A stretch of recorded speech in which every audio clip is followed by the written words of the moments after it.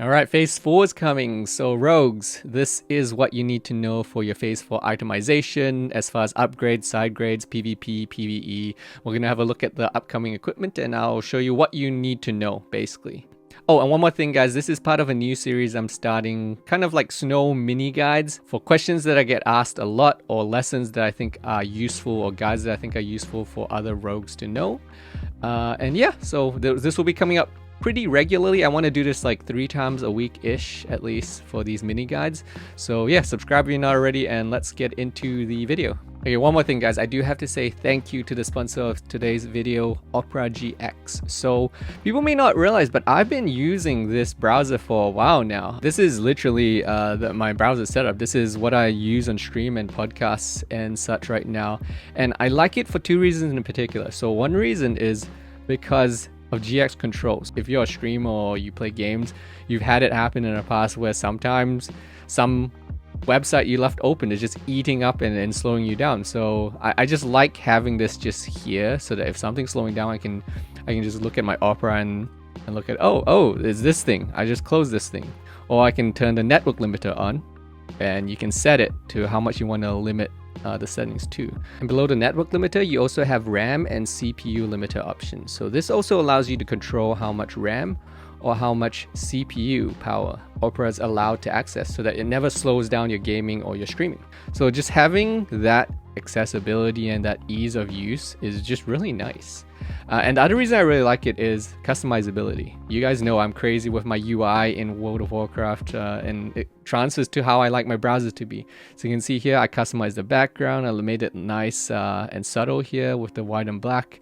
But it's very customizable, so you can even change everything from light mode if for some reason you want to do that. But I like the dark mode option.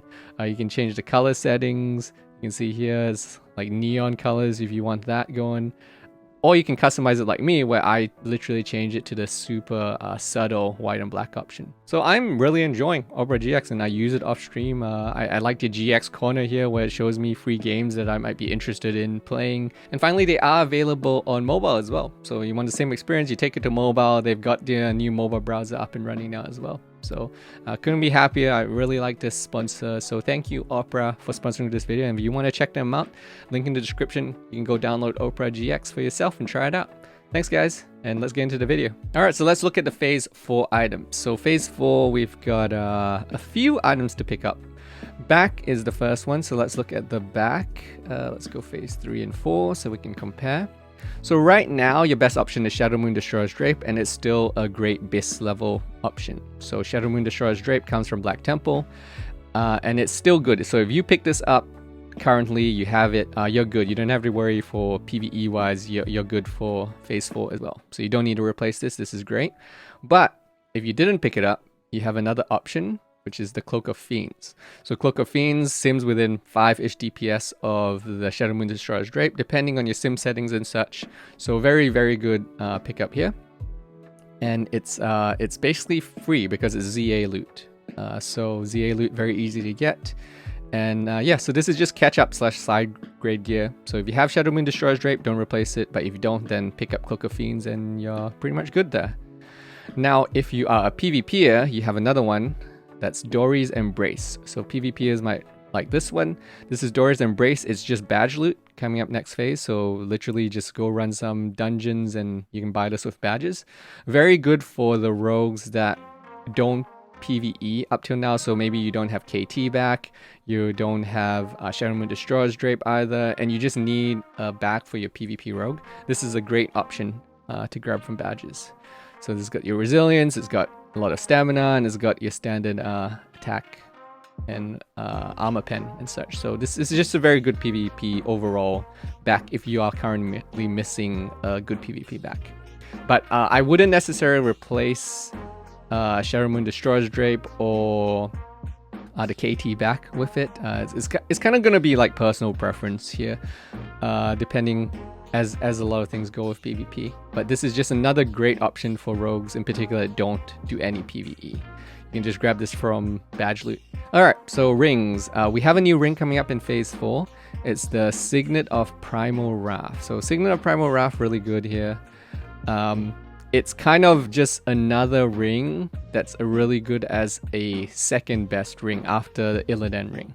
So Illidan ring is still miles ahead of every other ring, but after Illidan ring you have a bazillion options for your second ring. It honestly doesn't matter. You could just roll a dice, number them 1 to 6, and just pick whichever one comes up. And any of these rings, so Signet of Primal Wrath, Ring of Deceitful Intent, Ring of Lethality, Banner Ranger General, Banner of Eternal Champion, all of these are close enough on a sim that essentially they're good.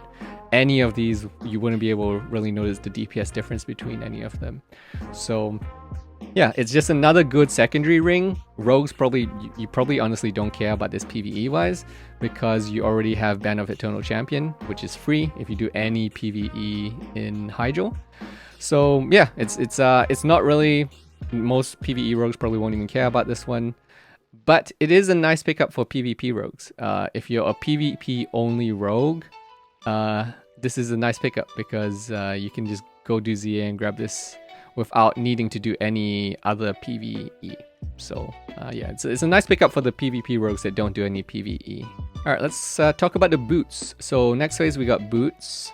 We have Ninja Tabi boots, which are very, very good. So these are on par with the Shadow Master boots that we have right now. So current phase bis is Shadow Master's boots, very good boots from Mother Sharaz. And if you have these Ninja Tabi boots are kind of like another option, kind of side grade-ish. But they are basically free because these are just badge loots. All you have to do is just farm a bunch of badges in Heroics and you can pick these up. So if you didn't pick up Shadow Master's boots yet, you can pick up Ninja Tabi boots. So yeah, it's just a nice kind of side grade option, another alternative. It's more hit focused instead of Shadow Master boots, which is no hit on it at all. Now PvP rogues is actually a good pickup for PvP rogues as well. You can see the stats are pretty good. The stamina is a little bit less than Shadow Master's boots, but if assuming you're not getting hit capped in PvP yet, it's still a really nice option as far as boots wise for PvP. Just kind of depends on the comp and, you know, the standard PvP things, whether you want more stamina, whether you want more survivability with the PvP honor boots or whatever. It's just it's a whole bunch of options you can pick.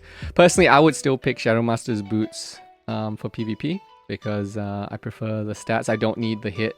I prefer just more stamina and just straight attack power. But the Tabi boots still really nice option for rogues that are still stuck on their phase 1 boots. A lot of rogues are still stuck on their phase 1 boots. So yeah, if you're a PvE rogue, really good pick up Ninja Tabi boots if you don't have the Shadow Master boots yet. Alright, let's talk Trinket. So Berserker's Call is coming up. Berserker's Call, really good trinket. This is basically, think of this as upgraded Bloodlust Brooch. It's basically just an upgraded Bloodlust Brooch. Very good trinket. Just a lot of rogues will use this for both PvP and PvE. PvP kind of depending whether you prefer the stealth bonus on the jewel crafting trinket or you just want the raw attack power of the Berserker's Call. But yeah, this is a very good PvP and PvE trinket. It is going to be Abyss, so you should try to pick this up eventually.